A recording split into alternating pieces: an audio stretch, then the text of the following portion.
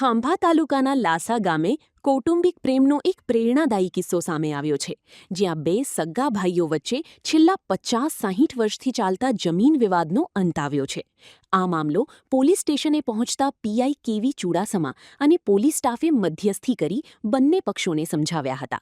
પોલીસની હકારાત્મક સમજાવટને પગલે બંને ભાઈઓએ વર્ષો જૂની કડવાશ ભૂલીને પરસ્પર સમાધાનનો માર્ગ અપનાવ્યો હતો. લાંબા સમયના સંઘર્ષ બાદ બંને ભાઈઓ ભાવુક બની એકબીજાને ગળે મળ્યા હતા અને મોં મીઠું કરાવીને વેરઝેર ભૂલ્યા હતા.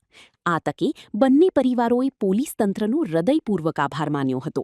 સમાજમાં કાયદાકીય લડતને બદલે સમજાવટથી આવેલા આ સુખદ અંતની ચારેકોર પ્રશંસા થઈ રહી છે.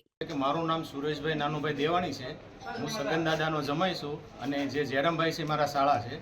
એ લોકોને કૌટુંબિક વિવાદને હિસાબે 60 વર્ષ જૂનો એક કેસ ચાલતો હતો.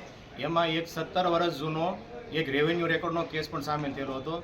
પરંતુ અમે ખાંભા પોલીસ ચોકીના એટલા આભારી છીએ કે રેવન્યુ રેકોર્ડ 3 વર્ષ પછી કોઈ જગ્યાએ ચાલતો નથી અને એના કોઈ સુખદ અંત આવતા નથી.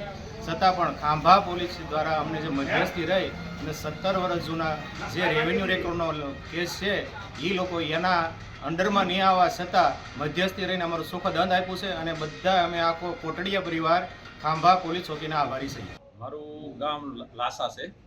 મારું નામ જયરામભાઈ પરસોત્તમભાઈ કોટડિયા છે.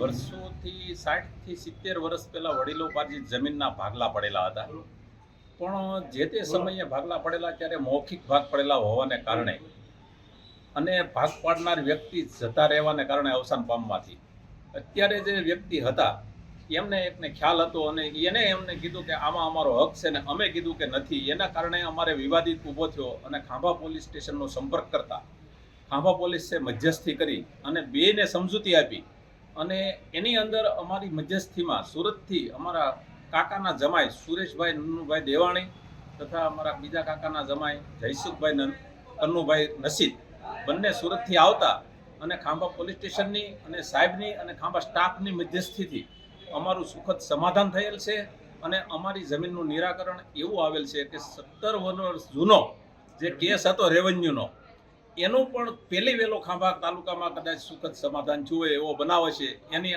આભારી અમે ખાંભા પોલીસ સ્ટેશનના છીએ.